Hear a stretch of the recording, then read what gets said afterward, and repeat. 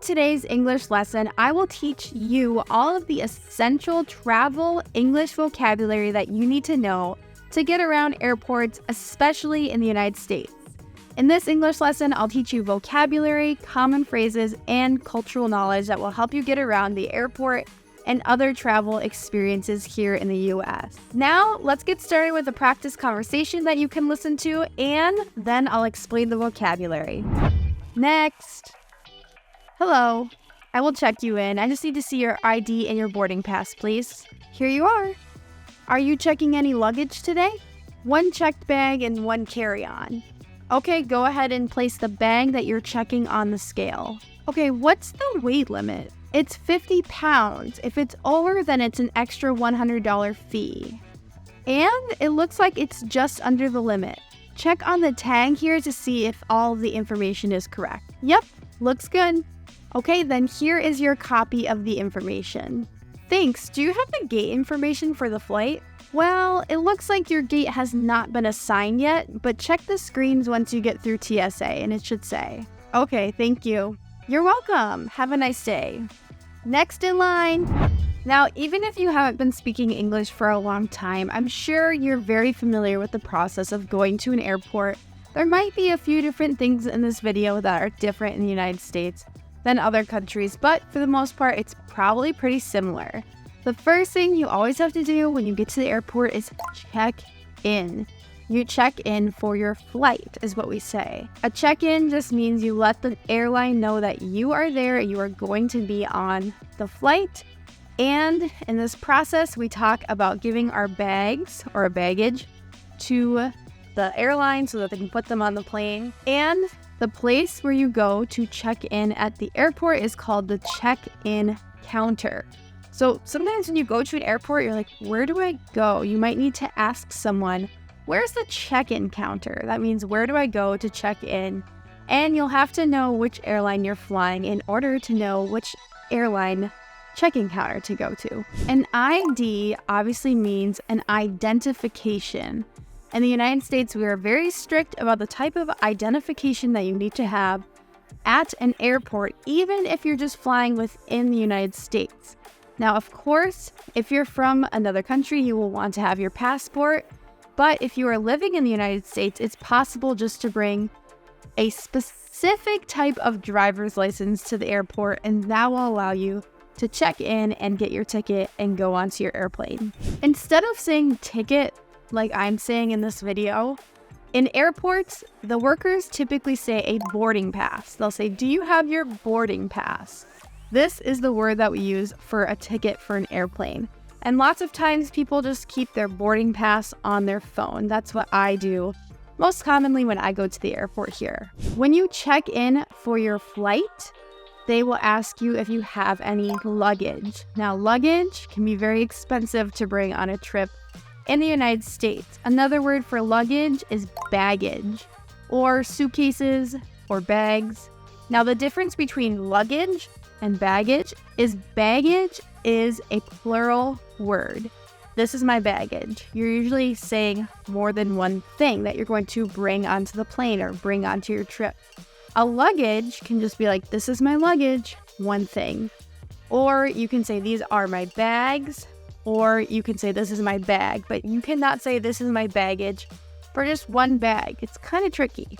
Now, if you have things like car seats, if you travel with children like I do, you could also say, this is my luggage that I'm checking.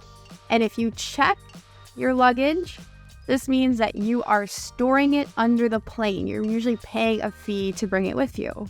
Now, this is the opposite of carrying on your luggage. If you carry on your luggage, it's typically a small suitcase, which we call a carry-on suitcase, or it's a backpack or a purse, which we call a personal item on the airplanes. So airlines will say you can bring one personal item and one carry-on luggage. Or they'll say you can just bring one personal item and they'll charge you money to bring carry-on luggage. When you're at the check-in counter, you're going to want to know what the scale is. Now, the scale is what weighs your luggage to make sure it's under the weight limit. And just so you know, in the United States, it's under 50 pounds. 50 pounds is equivalent to 22.5 kilograms, just in case you're not used to using pounds. But that is the standard weight limit for a suitcase here in the United States, and many airlines will charge you $100 extra if you are over that 50-pound limit at all. Now, some people have a special tag that's put on their suitcase before that has their name, their address, and their phone number in case their suitcase gets lost. But a lot of times, the airline will give you a tag to put on your luggage as well. And what I mean by this word tag is just a small piece of paper with a string that you attach to something. We use the word tag in a store as well when you're buying clothing, and it has the price tag or the piece of paper that says the size and the price on it. So anytime we use this word tag, it's typically talking about a small piece of paper that's tied to something. The next two things that you'll need to know when you're checking in at the airport are your gate number, and you'll need to know where to go through TSA. So the gate is just simply the door that you board your airplane at. So there are very large airports in the United States that have hundreds and hundreds of gates. So typically your gate number will be a letter and a number, like H5 or F9, whatever it might be, you'll need to know. And of course, if it doesn't say it on your ticket, you can always look at the screens or the televisions that are inside the airport. They usually update the gate information. And then after you're done checking in, they'll always tell you to go through TSA, which stands for the Transportation Security Administration here in the United States. And it is very strict about what you can bring through the airport to get to your flight. So you can't bring any liquids or water through TSA or the security checkpoint, and you'll have to take off your shoes and your belt. It's a whole process, but if you listen and you be patient, it will be okay. Direct flight. A direct flight is a flight that travels from one destination to another without any stops or layovers in between. A layover is a stopover during your journey or during your travel journey where passengers may need to change planes or wait for a certain period of time before continuing on to their next airplane. Boarding. The process of passengers entering and settling into the airplane is called boarding, or sometimes you'll hear them say that it's a boarding call, which means it's them announcing over the intercom of the airport that your flight is boarding. Everyone is going onto the plane. You'll need to pay attention to your boarding time. Usually that's on your ticket, or if you use a digital ticket on an airline app, you'll be able to see the boarding time as well. And if you're like me and you've ever been almost late to your flight or to your airplane, you will hear the worker announce that it's a final boarding call. The final boarding call is the last chance to get on the airplane before they shut the door. And you may know they do not open that door no matter what, no matter if you show up just 1 minute after the final boarding call.